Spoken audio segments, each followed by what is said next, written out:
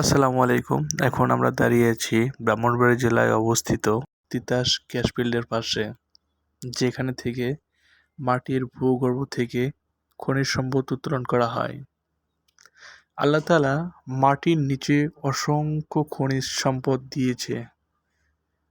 কত সুন্দরভাবে ডিজাইন করেছে এই পৃথিবী। আসলে ভাবলেও ভাবা শেষ হয় না। যত ভাবি ততই মনে হয় খুবই কম ভাবলাম। আল্লাহ তাআলা তার বান্দাদের জন্য কত কিছুই না সৃষ্টি করেছে, শুধুমাত্র তার উপাসনার জন্য। কিন্তু আমরা সবকিছু ভুলে আমরা অন্যায়, অত্যাচার, জুলুম, নির্যাতন, কত খারাপ কাজের সাথে আবদ্ধ।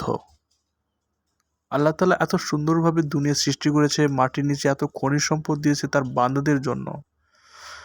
চোখ বন্ধ করে একটু ভাবেন তো, যদি আজকে আমি মারা যাই আমাকে কোথায় রেখে আসবে? এতটুকু তো আমরা ফিল করলেই বুঝতে পারি যে এত কিছুর জন্য আমরা দৌড়াদৌড়ি করতেছি, এত অর্থবিত্ত ধন সম্পত্তির লোভে আমরা জর্জরিত হয়ে গেছি কেন? একদিন তো এই পৃথিবী ছেড়ে চলে যেতে হবে। আপনার এত কিছু কেন তৈরি করতেছেন? এত ধন সম্পদের পাহাড় তৈরি কেন করতেছেন আপনি? আপনি কি মৃত্যুর পরে এগুলো নিয়ে যেতে পারবেন? পারবেন না। সব কিছুই দুনিয়াতেই রেখে যেতে হবে।